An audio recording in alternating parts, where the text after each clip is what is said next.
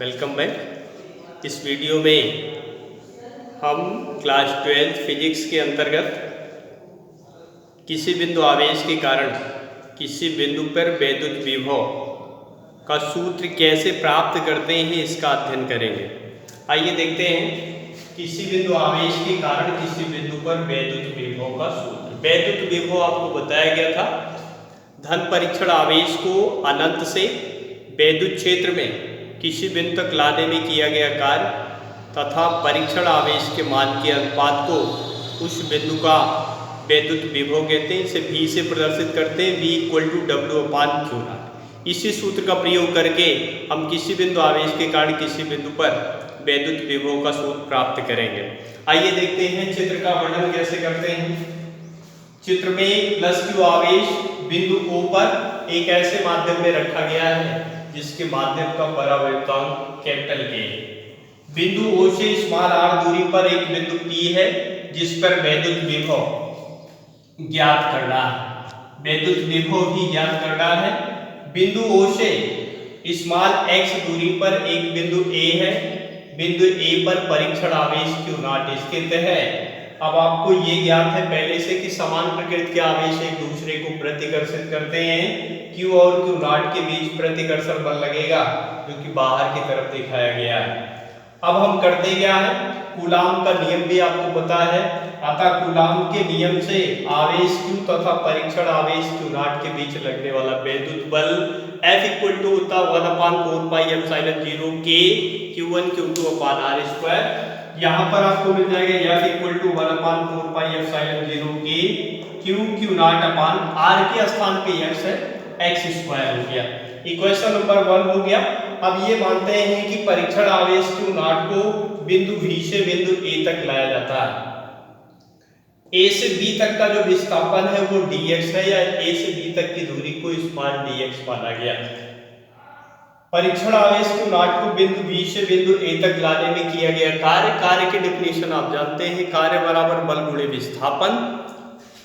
कार्य F -dx। अब यहाँ -dx क्यों लिखा गया ये भी आप समझ सकते हैं, क्योंकि dx जो है वो विस्थापन है और अगर आप मूल बिंदु के बाईं तरफ चलते हैं तो विस्थापन को ऋणात्मक लिया जाता है, क्योंकि विस्थापन सदिश राशि होती है।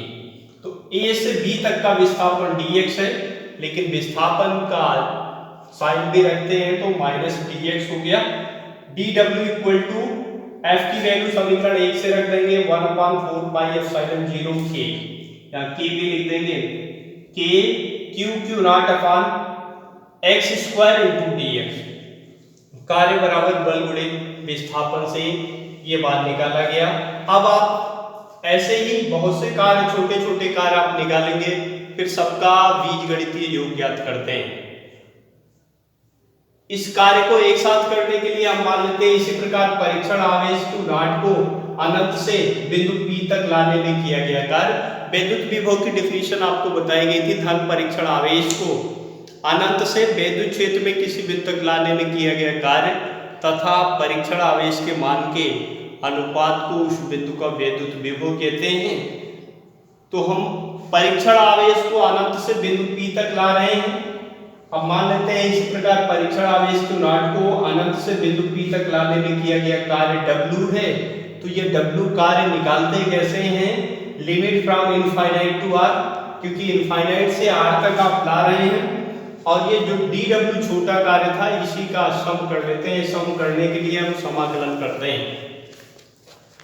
W = limit from infinite to R, dW की value -1/4πε0 K Q Q0/x² dx।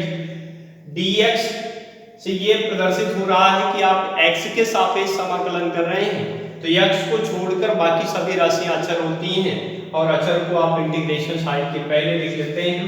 तो W = आपको मिल जाएगा -Q Q0/4πε0 K limit from infinite to R integration of 1/x² with respect to x।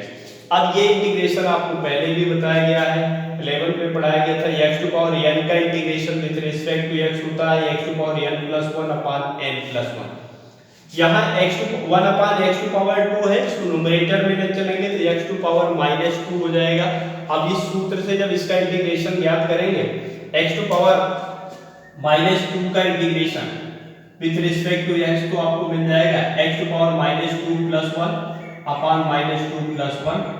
इसको सॉल्व करेंगे x⁻1 upon -1 equal to -1 upon x equal to -1 upon x, ये आपको मिल गया। अब यहाँ डायरेक्ट लिखा गया -1 अपान x। लिमिट को आपको बताया गया, जैसे ही आप इंटीग्रेशन करते हैं लिमिट जो है बड़े ब्रैकेट में लिखी जाती है, लोअर लिमिट को दाहिने तरफ नीचे की तरफ और अपर लिमिट को दाहिने तरफ भी ऊपर की तरफ लिखा जाता है। और इनका मान कैसे ज्ञात किया जाता है ये भी आपको बताया गया। x के स्थान पर पहले अपर लिमिट रखते हैं, x के स्थान पर फिर लोअर लिमिट रखते हैं, दोनों का डिफरेंस करते हैं। x के स्थान पे r रखेंगे तो -1 अपान r, फिर x के स्थान पे इनफाइनाइट रखेंगे तो -1 अपान इनफाइनाइट, और इनका अंतर ज्ञात करेंगे तो माइनस बीच में लगा देंगे। अब आपको मिल जाएगा -1 अपान r। 1 अपान इनफाइनाइट की वैल्यू 0 होती है, माइनस को माइनस से मल्टीप्लाई करेंगे प्लस हो जाएगा, ये +0 हो गया। अब -1 अपान r में 0 अगर ऐड करेंगे तो इसकी वैल्यू पर कोई इफेक्ट नहीं होगा। और फिर -1 अपान r हो गया, इसको मल्टीप्लाई कर लेते हैं तो w इक्वल टू माइनस को माइनस से मल्टीप्लाई करेंगे +1 upon 4πε0 k q not upon r।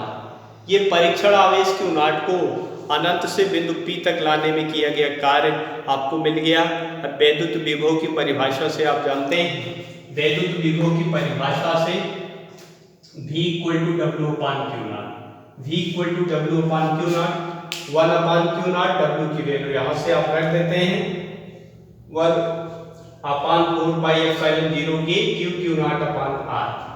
अब q नॉट से q नॉट कैंसिल हो गया, v इक्वल टू 1 अपान 4πε0 के q अपान r वोल्ट। ये किसी बिंदु आवेश के कारण किसी बिंदु पर वैद्युत विभव का सूत्र हो गया। और अगर इसी प्रकार -q आवेश के कारण बिंदु P पर विभव अगर आप निकालेंगे तो आपको मिलेगा 1 अपान 4πε0 के -q upon r volt. -q आवेश के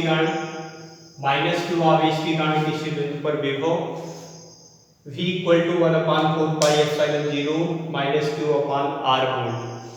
वैद्युत विभव k की वैल्यू आप 1 भी मान सकते हैं, वायु निर्वात के लिए k का मान 1 होता है। अगर k की वैल्यू 1 मानेंगे तो V equal to 1 upon 4πε0 q upon r volt. ऐसे भी लिख सकते हैं 1 अपान 4πε0 कूलाम नियतांक है, इसका मान 9 × 10⁹ न्यूटन मीटर स्क्वायर प्रति कूलाम स्क्वायर होता है।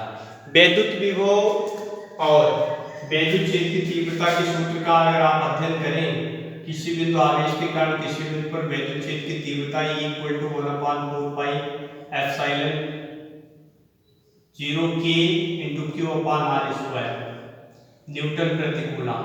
ये किसी बिंदु आवेश के कारण किसी बिंदु पर वैद्युत क्षेत्र की तीव्रता का सूत्र होता है।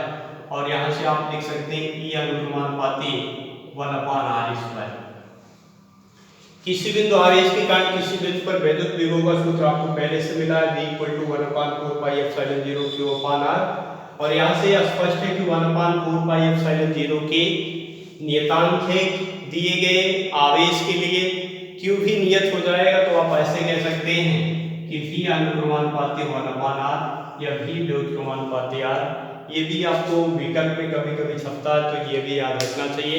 किसी बिंदु आवेश के कारण किसी बिंदु पर वैद्युत विभव का सूत्र कैसे प्राप्त करते हैं, इसके लिए आपको वैद्युत विभव की डेफिनेशन आनी चाहिए। और धन परीक्षण आवेश को अनंत से बिंदु P तक लाने में किए गए कार्य का मान कैसे ज्ञात करेंगे ये आना चाहिए। फिर डेफिनेशन का प्रयोग करेंगे, विभव का सूत्र आपको मिल जाएगा। कुछ चीजें आपको बताई गई, चित्र का वर्णन अपने शब्दों में आप करिए, कोई जो भी आपको समझ में आए लेकिन चित्र स्पष्ट होना चाहिए।